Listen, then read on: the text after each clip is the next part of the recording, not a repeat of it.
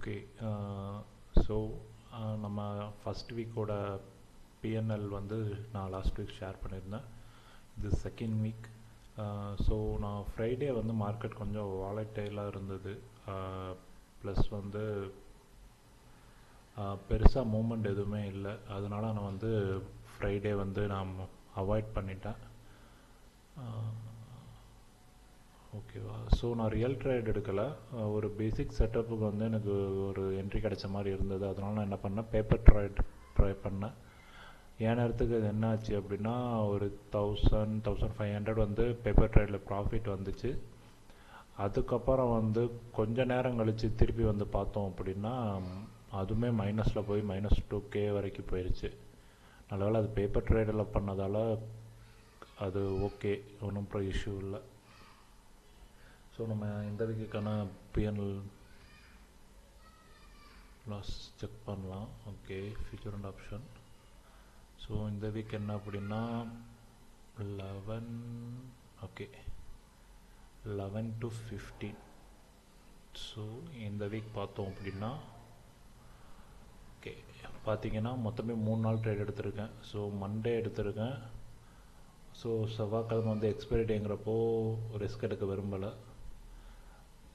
So அதுக்கப்புறம் புதன் வியாழன் எடுத்திருக்கேன். அதான் ஃப்ரைடே சொன்ன மாதிரி பெருசாக மூமெண்ட் எதுவும் இல்லை, அதனால நான் அதை அப்படியே ஃப்ரீயாக விட்டேன். ஸோ இந்த 3 நாளில் மட்டுமே நம்மளுக்கு வந்து 21, அதாவது 21,500 சம்திங் வந்திருக்கு ப்ராஃபிட்டு. அதில் வந்து 1090 வந்து சார்ஜஸாக போயிருக்கு. ஸோ ரிலீஸ்டு வந்து 20,500 வந்துருக்கு. ஸோ எனக்கு தெரிஞ்சு இது கொஞ்சம் நல்ல ப்ராஃபிட் தான். ஓகே, ஸோ ஓகே நான் வந்து டார்கெட் பண்ணது வந்து ஒரு நிறையா ஃபினான்ஸ் அட்வைசர் இதெல்லாம் நான் செக் பண்ணுறப்போ எனக்கு என்னென்னா மந்த்லி ஒரு 4% 5% வந்தாலே குட் ப்ராஃபிட் தான் சொன்னாங்க. இப்போது எனக்கு வந்ததை படி பார்க்குறப்போ எனக்கு ஒரு 10%, அரௌண்ட் 10% வந்திருக்கு. எனக்கு ஓகே தான். எனக்கு தெரிஞ்சு இன்னும் ஒரு 2 வீக்ஸ் இருக்குது. நெக்ஸ்ட் வீக், அதுக்கப்புறம் ஒரு வீக் இருக்குது. ஸோ எனக்கு இன்னும் அடுத்து வந்து பெருசாக எனக்கு டார்கெட் இல்லைங்கிறப்போ எக்ஸாக்டாக கரெக்டான செட்டப்புக்கு வந்தால் மட்டும்தான் என்ட்ரி எடுக்கலாம். ஸோ வீக்குக்கு வந்து 1 ட்ரேட் கிடைச்சாலும் ஓகே தான் அப்படிங்கிற மாதிரி தான் பிளான் பண்ணியிருக்கேன். ஏன்னா இந்த மந்த்துக்கான தேவையான ப்ராஃபிட் வந்து எனக்கு ஆல்ரெடி வந்துருச்சு. ஓகேவா? ஸோ நம்ம லாஸ்ட் வீக் பார்க்கலாமா? ஃபஸ்ட் வீக் வந்து பார்த்தோம் அப்படின்னா ஃப்ரைடே 8. ஓகே, 4 to 8 பார்த்தோம் அப்படின்னா நம்ம என்ன பண்ணியிருக்கோம் அப்படின்னா நீங்களே பார்த்தாலே தெரியும். ரிலீஸ்டு வந்து 2.62. ஆனால் சார்ஜஸ் இது காரணம் என்னென்னா ஆல்ரெடி சொன்ன மாதிரி தான், ஓவர் ட்ரேட் தான். ஸோ நிறைய ட்ரேட் பண்ணேன். அடுத்தடுத்து என்ட்ரி போட்டதால் அந்த சார்ஜஸே அதிகமாகிடுச்சு. ஸோ அந்த வீக் பார்த்திங்கன்னா ஃபஸ்ட்டு 2000, அடுத்த 7,000, மொத்தம் இதுலேயே வந்து நமக்கு 9,000 வந்து லாஸ் ஆகிருக்கு. ஸோ அந்த வீக்லேயே வந்து அதை ரெக்கவர் பண்ணி எக்ஸ்ட்ரா 2,500 வந்திருக்கு. ஆனால் அது சார்ஜஸில் போயிடுச்சு. ஸோ நம்ம 9,000 லாஸ் பண்ணி எக்ஸ்ட்ரா அதையுமே ரெக்கவர் பண்ணியிருக்கோம். சார்ஜஸும் கொஞ்சம் அதிகம்தான்.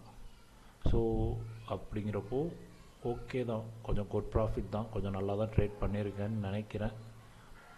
ஸோ இதே மாதிரி எமோஷ்னலாக கொஞ்சம் கண்ட்ரோல் பண்ணி கொஞ்சம் எடுத்தோன்னா கொஞ்சம் பெட்டராக இருக்கும். ஏன்னா இந்த 2 லாஸுமே வந்து என்னோடய ஸ்ட்ராட்டஜி இல்லாமல் யூடியூப்பை பார்த்து நான் பண்ணது. யூடியூப்பை பார்த்து பண்ணதாலும் அவங்களோட ஸ்ட்ராட்டஜி எனக்கு ஒர்க் ஆகலை. அதுதான் அந்த இஷ்யூ. ஓகே, ஸோ லாஸ்ட் வீக்குக்கும் இந்த வீக்குக்கும் கொஞ்சம் இம்ப்ரூவ்மெண்ட் இருக்குது. ஸோ இது வந்து என்னோடய டோட்டலாக பார்த்தோம் அப்படின்னா, நான் ஸ்டார்ட் பண்ண இந்த மந்தோட டோட்டலாக பார்த்தோம் அப்படின்னா ஸோ எனக்கு 20.3. ஓகே, ஸோ எனக்கு சார்ஜஸ் மட்டும் கொஞ்சம் கம்மியாக வந்துருந்துச்சு. ட்ரேடிங்கை கொஞ்சம் கம்மியாக பண்ணியிருந்தேன்னா இதுவும் கொஞ்சம் ஆட் ஆகிருக்கும். ஓகே தான். எனக்கு தெரிஞ்சு இந்த 9K லாஸையும் ரெக்கவர் பண்ணி அதுக்கப்புறமும் 20K வந்திருக்குன்னா 2 வீக்ஸில் வந்து இது கொஞ்சம் பெட்டர் தான். ஸோ இது அப்படியே கொஞ்சம் கண்டினியூ பண்ணால் பெஸ்ட்டாக இருக்கும். ஓகே, நெக்ஸ்ட் வீக் என்னென்னு பார்க்கலாம்.